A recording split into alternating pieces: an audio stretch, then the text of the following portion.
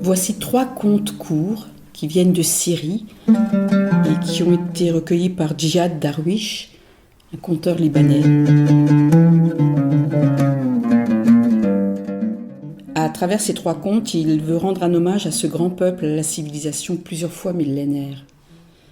Il faut dire que Djihad Darwish se rappelle très bien en 2006, alors que le Liban vit les pires bombardements, il se rappelle que les Syriens ont accueilli avec une générosité sans limite les réfugiés libanais.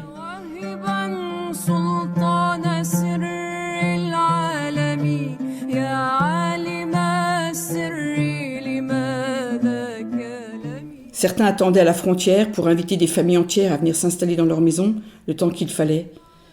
Aujourd'hui, depuis plusieurs années, ce peuple vit des heures sombres.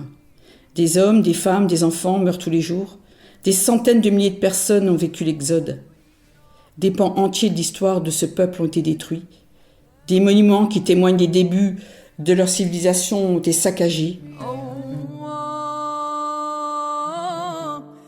Les guerres détruisent et tuent, mais elles musellent aussi la parole et plongent dans le silence. Elles mettent alors en danger la transmission de la mémoire.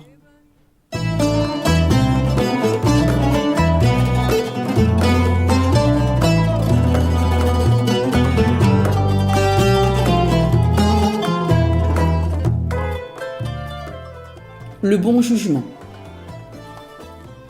Ali avait quelques brebis. Avec leur lait, il faisait du beurre et patiemment, il remplissait sa jarre.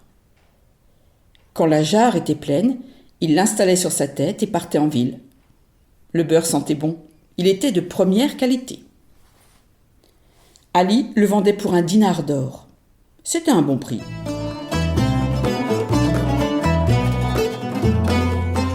Ce jour-là, il a jeté la pièce au fond de sa jarre vide et il a pris le chemin du retour.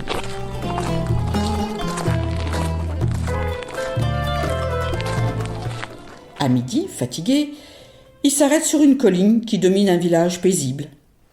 Il pose sa jarre contre un petit rocher, sort de son sac un pain et un morceau de fromage, mange et décide de faire sa sieste.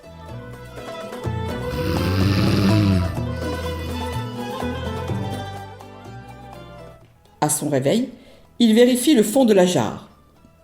Rien. Le dinar a disparu. Il descend au village, trouve l'ancien et lui raconte son malheur. L'ancien rassemble les habitants sur la grande place. Il expose solennellement le problème d'Ali et demande au voleur de s'avancer. Personne ne bouge. L'ancien dit « Si personne parmi vous n'a pris le dinar, c'est donc le petit rocher le coupable. Qu'on me l'amène. » Les gens commencent à rire sous cape, mais 4 hommes robustes se lèvent et vont chercher le rocher. Ils le posent au milieu de la place. L'ancien demande au rocher d'avouer son larcin. Mais le rocher reste de marbre. Alors il est condamné à recevoir 100 coups de fouet. Les gens n'arrivent plus à se retenir et les rires s'échappent petit à petit, puis fusent de partout. L'ancien se fâche. Il regarde l'assemblée et dit « Personne n'a le droit de se moquer de la justice. Vous êtes condamnés tous, hommes et femmes, à payer chacun 1 dirham, 1 pièce d'argent. » 1 dirham, ce n'est pas beaucoup. Surtout, ce n'est pas trop cher payé pour ce spectacle. Les hommes et les femmes défilent, déposant chacun et chacune un sou devant l'ancien. À la fin, il compte l'argent. Cela fait l'équivalent de 2 dinars. Il verse tout dans la jarre d'Ali, puis affiche un large sourire. « Je suis désolé, l'ami. Je n'ai pas trouvé le voleur, mais te voilà largement indemnisé. Bonne route à toi. »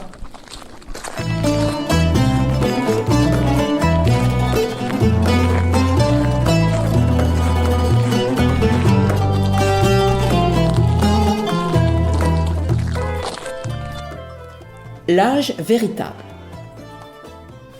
Shaker est un homme inquiet. La nuit, il dort mal, car il a peur que le jour ne se lève jamais. Les jours de pluie, il s'enferme, de peur d'attraper froid. S'il fait beau, il craint une insolation. C'est ainsi.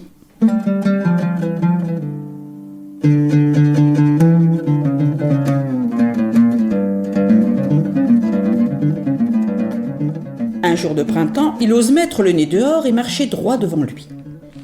En fin de journée, il arrive près d'un cimetière à l'entrée d'un village qu'il ne connaît pas.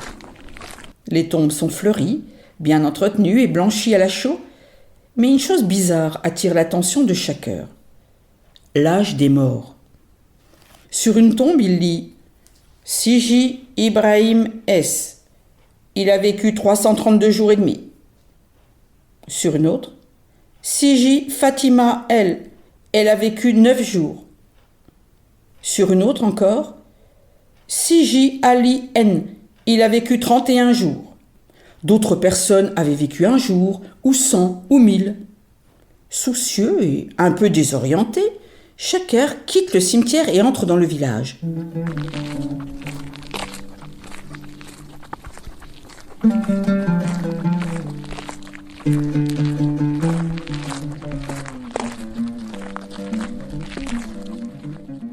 Sur la place, un homme est assis sur une pierre. Shaker le salue et s'assoit à côté de lui. Il lui demande le mystère des épitaphes.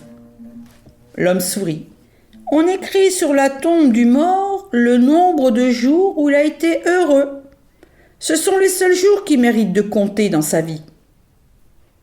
Shaker décide de s'installer dans ce village.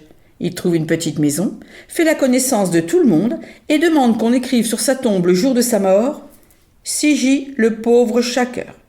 Il prit le chemin le plus court, du ventre de sa mère jusqu'au cimetière. »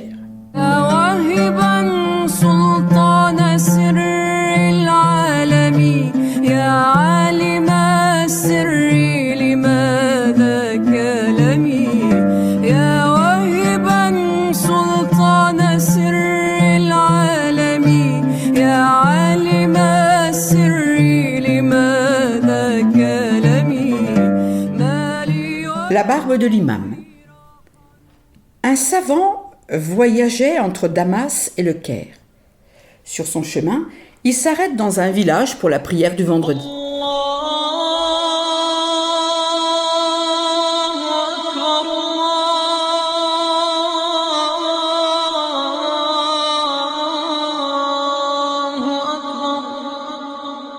La mosquée est pleine à craquer et un jeune imam, jeune et barbu, conduisait la prière. Lorsqu'il a eu terminé, il gravit les marches du minbar, c'est la chaire de la mosquée, et commence un discours qui fait dresser les cheveux sur la tête du pauvre savant. L'imam disait « Certains prétendent que la terre est ronde et qu'elle tourne autour du soleil, alors qu'il suffit de regarder pour comprendre que la terre est plate et que le soleil court autour d'elle. » Le savant ne peut pas se retenir.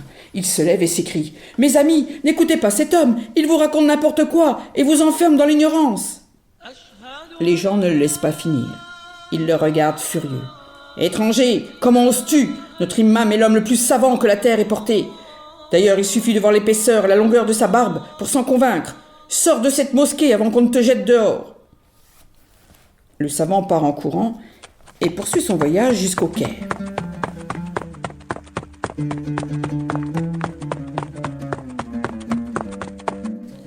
Il vit plusieurs années en Égypte en échangeant ses connaissances avec les savants du pays. Au bout de quelques années, il décide de rentrer chez lui et passe par le même village.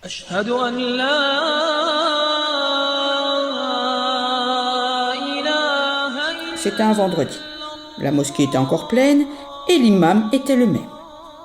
Son discours n'avait pas changé d'un poil.